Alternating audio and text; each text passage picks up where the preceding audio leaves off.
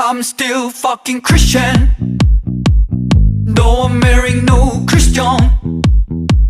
You should check my algorithm.